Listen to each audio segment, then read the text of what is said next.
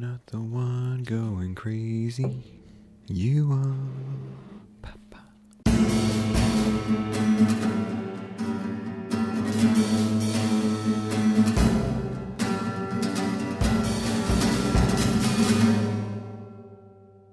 Sup kids, how are you doing today? It has been a while since we sat down and did this. I mean, to you it hasn't been a while. To you, this all probably seems fairly seamless. This probably seems like everything kind of nicely coordinates and goes along its way, and everything just, continues, and the world keeps spinning because the content keeps coming. Because as I mentioned in a previous podcast, I drip feed content to you, and it's not all shot in sequence, as it were. As such, the timeline for the world does probably go fairly up and down for you as well. It's something which is, it's just a cacophony of the things I do. It doesn't really matter when I create them. I just create them. I do date things though, like when I create them and they go out. But that's why, when you watch those first few podcasts of the year, you know that they were recorded in 2020. That's something people were dealing with at the time, and I think that's something we mentioned, is that it really does give you a solid point of reference to say, hey, this is when all of this happened. This is, and this is what they were dealing with at one point. And in fact, the one which I did with Sam Saint, I thoroughly remember we were recording the podcast, and she lives down in London, and they went into tier 3 as we were recording. Literally went into tier 3, which as a UK resident, that meant that they were, suddenly under new lockdown rules and joining the north, as it were, in tier 3. But that's not what we're talking about today. We're not talking about COVID. We don't want to talk about COVID today. What is this episode? This is episode 150. 150 episodes. That means, if you've got 150 episodes and each one of them is 30 minutes long, at least, you've got, I'm just doing some quick math, 4,500 worth of content, which has been created through the Yelling at Concrete podcast, which is a long way to go, and I don't really see a point in stopping in any way, shape or form. As I say, I tend to stay fairly well prepared when I kind of head into doing projects and stuff. And I was recently having a conversation which got me thinking with a couple of friends about my motivations for doing things. And this is something which we've discussed before. I think back when I was initially starting the podcast, I had a discussion with a friend of mine, Rob Egan, which was just how I find motivation to do projects. And I know I've discussed it with Zach Jones as well from Hildeston. We discussed, finding motivation to do projects and how coming up with those ideas and getting those things arranged. Really, I never really think about it. Right? And that's the truth. I don't think about how I have motivation for things. I just accept that I do. And then when people try to get me to explain it, I struggle to explain it because I can't explain it. That's just that's a reality factor for me. But there was a very clear moment in, what month were we in? March? February. A very clear moment in February when I was working on a project and I was talking to a friend, and they were asking about how I'd found the time and the motivation to do something. And I think I've kind of boiled it down. And I think I don't know what I'm talking about. But at the same time, we're going to see how this plays out. So I'll tell you a little bit about the project first. So what I'd done was, and you may have already seen it by this point, I basically upcycled a vintage suitcase. So I take a vintage suitcase for the zines which I create, which is No Point, and I modified it. I took a damaged suitcase and I modified it to make it useful for zines. So the process for that is fairly straightforward. I cleaned it out, papier-mâchéd the inside of it, varnished it, painted it, lined the inside with fabric, and then I chopped out kind of wooden inserts, put them into the actual suitcase to make little dividers so it's all nice and uniform. I made myself a little spice rack shelf in order to sit in the back of the case so that I could prop zines up when I'm doing displays and at fairs, when fairs kind of re-become a thing. And, I did all of that. I did it in like a space of a weekend. That's like a weekend project. The only thing which slowed me down was the fact that I had to wait for things to dry. And that's something which I actually have in terms of paintings. If you're watching the video, you'll see a painting on my right hand side. And that's, when I create paintings, I like creating quick paintings. I don't like things which I'm going to have to pay a lot of attention to over a long period of time. I like very tactile, analog ways of production and very straightforward access to content. And the same with this. I barely edit this. It's I chop off the beginning and the end. I turn it black and white, and yeah, I could skip that. I could make it black and white in camera if I wanted to, but I don't. I like having the option. But I create quickly. I always have done, and I tend to get something in my head, and I go, right, well, we're going to do this now, and it can leave the house an absolute state. It can leave the house in an absolute burrow of madness, but I'll do the project. It will get done. That's all I really need is just a project. It's just something to do. And it's a complete coping mechanism, and I know it's a complete coping mechanism. It's something which I've done forever. I've been giving myself a coping mechanism of something to distract me for years and years and years. But I've gotten off track already. Back to the point. So I was making this suitcase, and I was telling a friend about it, and I sent a few snaps through and just said, hey, this is what I'm doing. And they just asked me like straight out, it's like, how are you finding the time and motivation to do this? Because I work full time. I work full time. Sorry, that's my alarm going off. I work full time. So that leaves me with a few hours in the morning and a few hours in the evening to do all the stuff I do, and then my weekend days as well. Now, I do have a benefit in the sense of I don't have children and I don't have a partner, so really I'm a law unto myself in terms of who I'm responsible to, and that's a big thing. But I think it goes larger than that, and it's larger in that in a very simple way. And there was a comment I made which kind of I didn't even think about it. I just said it, and then it suddenly sank into me that it's actually something which applies to a lot of the things I do. And it's that there is no set timeline for this. Right? There is no set timeline for me, for anybody, in how and when things will be completed. And that doesn't scare me. And that's something which I know scares a lot of people. And I don't know how to imbue anyone else with my own mindset to be able to deal with that. Like, the vastness of space and time just does not listen to me. So why should I listen to it? That makes sense? I feel like that kind of makes sense. I feel like I can explain this more. So the way I worded it to my friend was, I was sat in my living room. They were feeling, downtrodden about this idea that there's so much time and I have to get things done, and why I'm not creating at the rate I want to be creating, and all these things. And I was like, right, okay, think about it this way. I could die tomorrow. I literally could die tomorrow. I could die right now.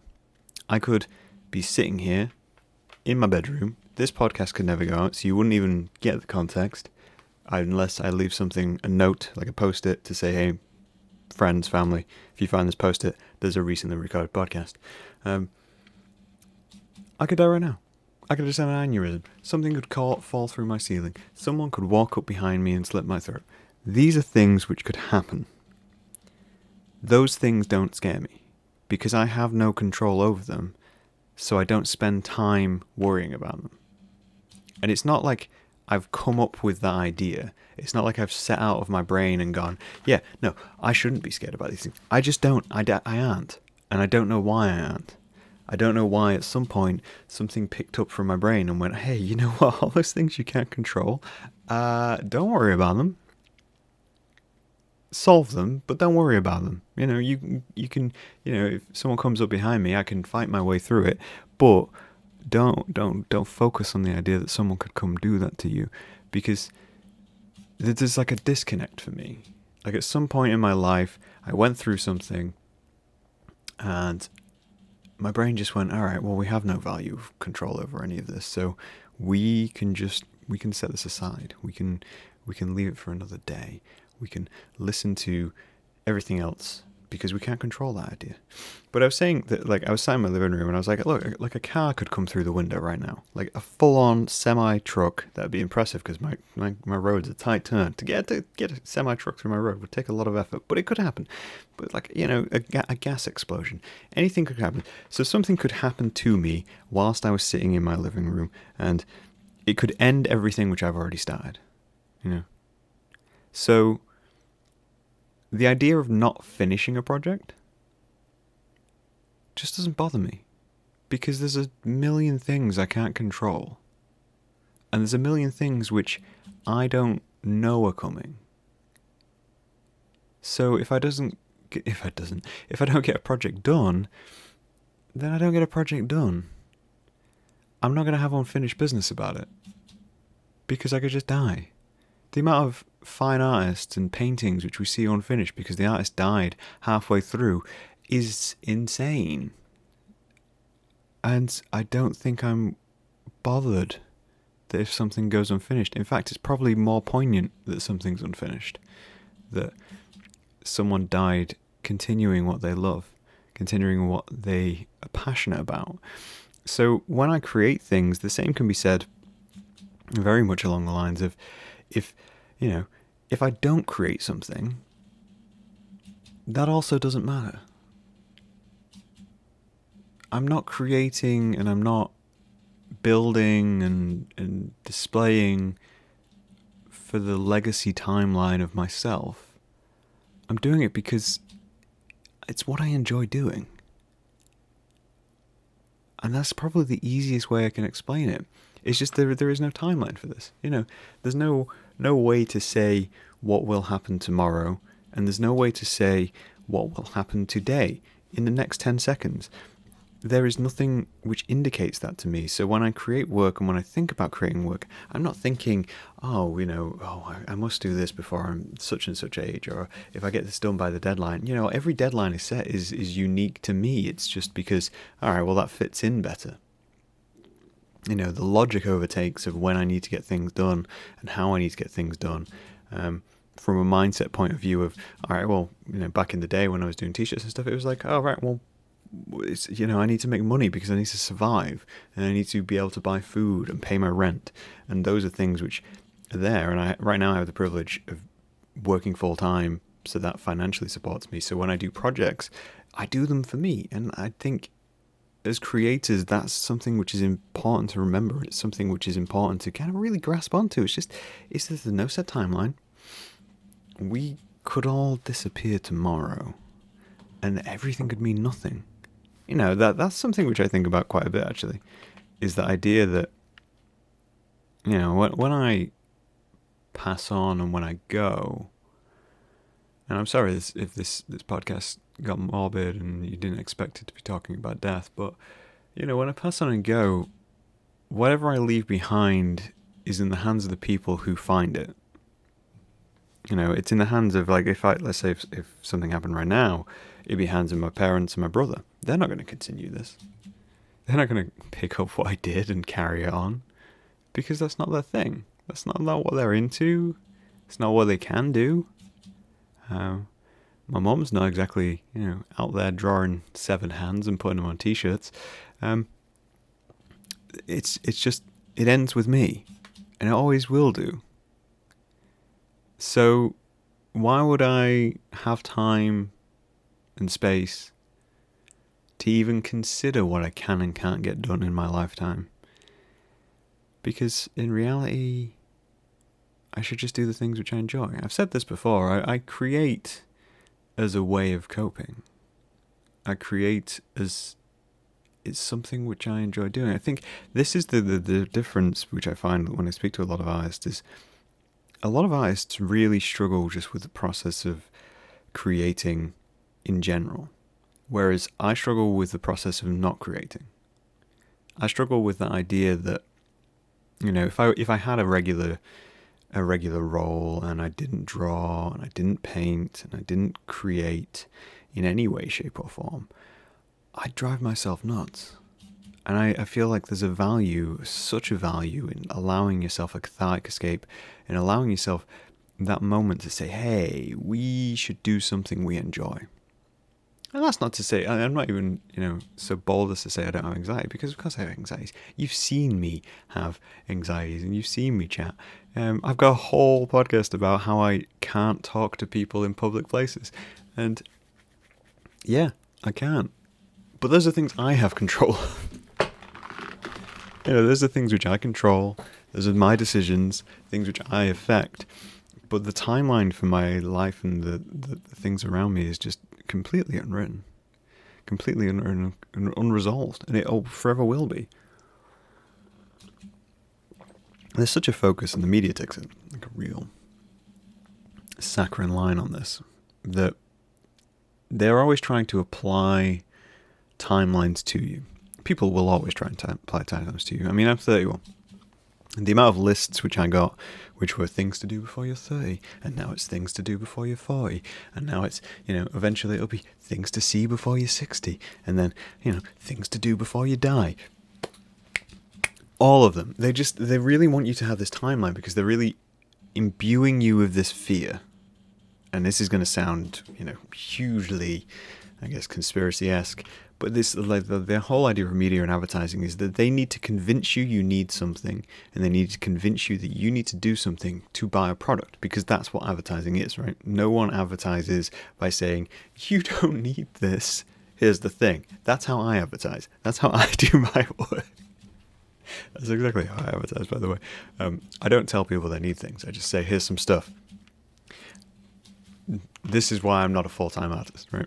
But that's how advertising works. Advertising works by saying you need something. It's even if they approach it from kind of like a point of view of like, oh, it's not that we're telling you need something. We're trying to fill a need, see a need, fill a need. That kind of structure. That's a reference to Robots if you've ever seen the animated film, and that's the way they work. So when people talk about timelines and life and death and your age and how you're going to get things done, that's the whole point of lists, which are like people to see before they're 30.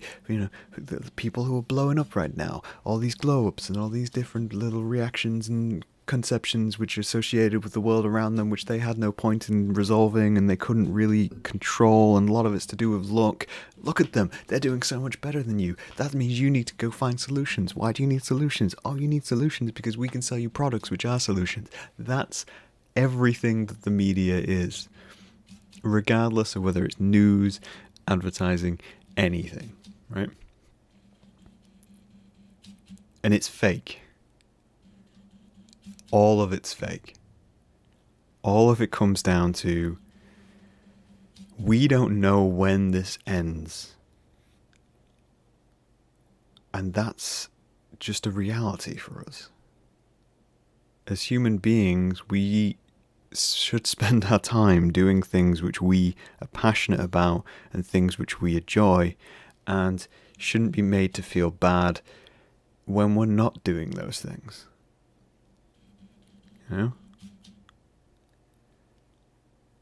That's the simplest way I can put it.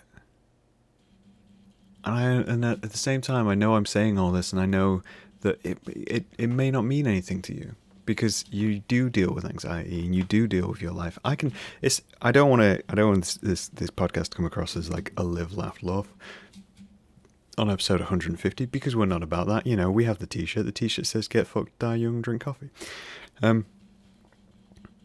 Because I see those slogans and they're very toxic, and they're very along the lines of, if you don't obey this way, then you're bad as a human being, and that's just not reality, right? Because I can say all of this and I can explain it to you how I view the world, and it doesn't change how you react to things, because you're a product as much as I'm a product. I don't know how I ended up with this as my mindset, and I don't remember in any way, shape or form like a moment where it's like, yeah, that. But that's the mindset I have. That's how I've ended up in the situation I have and the mentality I have when I create projects. That's why I keep creating projects. That's why I keep creating art. It's why I just kind of do the things I do. It's less about motivation and more about how I view my space within the world. In that I don't think anything I do matters. I don't think it will ever matter. And even if it made it big, even if I got out of my way and, really became a subject of discussion within culture, at some point, that's going to be gone. Everything is going to be gone. But I enjoy doing it. And I enjoy being able to help those around me deal with the life they've been given by producing the stuff I do. As much as it was a coping mechanism for me, it can be a coping mechanism for you. And that's why I kind of keep doing it. And I think episode 150 was just... I guess it came to a point of why I needed to think about this. And that other conversation I had was registering with me of, I do just see life as kind of like a bunch of endpoints, which I'm not really worried about. You don't know how the book is written. You don't know how long the book is going to be. You may just run out of pages one day. But if you enjoy reading, then you should probably just keep reading, right? Not worrying about when the pages will run out. Hopefully that makes sense. Hopefully there's some logic somewhere within this long ramble about timelines and motivation and how we create. I gotta record another podcast after this. But hopefully I won't die following this podcast. Yeah. Not because I'm worried about the timeline ending, but there's a cookie downstairs and I don't want to go to waste. Hope you guys are safe and well. Happy 150th. I'll talk to you guys later. Bye.